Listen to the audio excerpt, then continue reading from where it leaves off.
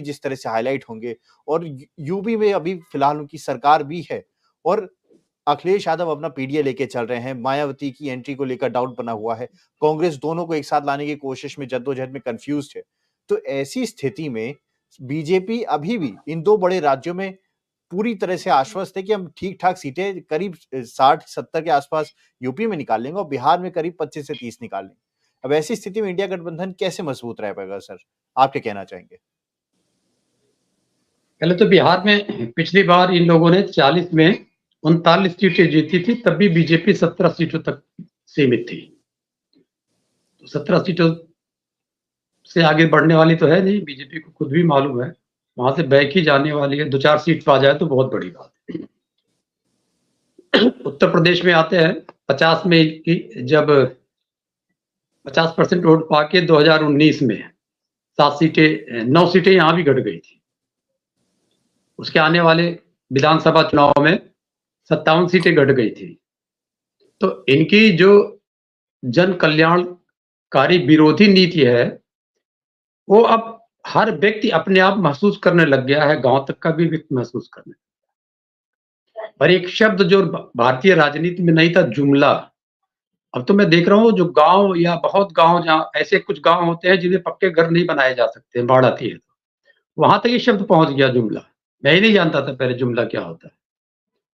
तो अगर ये चीजें अगर निचले स्तर तक पहुंच चुकी हैं, तो ये भारतीय जनता पार्टी की असफलता है। और भारतीय जनता पार्टी अगर मत प्रतिशत के रूप में देखें तो घटती चली जा रही है। उत्तर प्रदेश की आपने बात कहा तो उत्तर प्रदेश में 50% से घट के 30% पे आ चुकी है। ये भी उसकी असफलता है। अब बात आती है कि भारतीय जनता पार्टी का आखिर ऐसा क्यों हो रहा है? राष्ट्रीय स्तर पे भी यही हाल है। केवल 9 राज्यों में उनकी पूर्ण बहुमत की सरकार है, जिसमें से 3 अभी बनी है, 6 इससे पहले 6 थी। इसका कारण ये वादे करते हैं और फिर उसको जुमला बोल देते हैं, या उसमें कुछ बोलते ही नहीं है, फिर नई कोई योजना या नए जुमले लेके आ जाते हैं।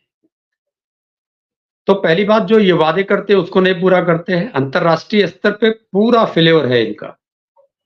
और घरेलू मामले में तो ऐसी हालत है कि मुझे लगता है कि अब के चुनाव में क्या भारतीय जनता पार्टी अपने सांसदों को उतार पाएगी, और जिनको उतारेगी क्या मतदाता लोग उनको घूमने देंगे? इसको मैं आपको कुछ आंकड़ों से बताता हूं। अंतरराष्ट्रीय स्तर पे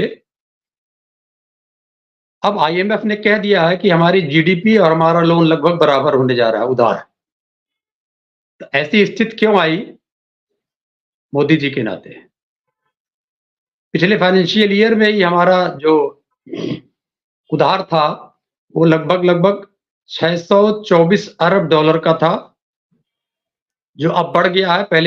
पिछले फाइनेंशियल ईयर में हम लोग, हर व्यक्ति 1 लाख का कर्जदार था, अब 1.5 लाख का कर्जदार हो गया। तो ये चीजें नहीं जानते हैं लोग, लेकिन हमारे पार्टी के द्वारा पहुंचाई जा रही है।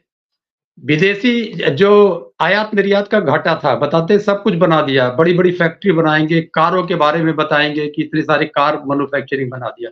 बड़े बड़े लीडर बोलते हैं इनके, गडकरी जी बोलते हैं। पहली बात, यहाँ से 7 कार की कंपनियां भाग गई छोड़ के भारत में, बड़ी बड़ी कंपनियां छोड़ के भाग गई।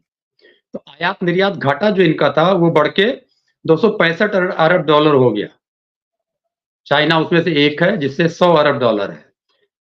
ये कहते भगोड़ों को वापस लाएंगे, तो भगोड़ों से इंटरपोल की नोटिस ही वापस होगी। अब तो सुख चैन से जी रहे हैं जहां भगोड़े हैं। अंतरराष्ट्रीय एजेंसीज है जो मानक तय करती है, उस सारी एजेंसियों में हम सबसे पीछे हैं। ये मोदी जी की बड़ी असफलता है। राष्ट्रीय स्तर पे महंगाई चरम सीमा पे है।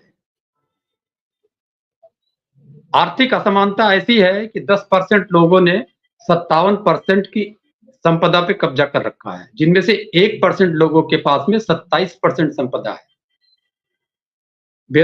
बेरोजगारी की दर सीएमआई की बात माने तो इस महीने में 8.22% हो गया है।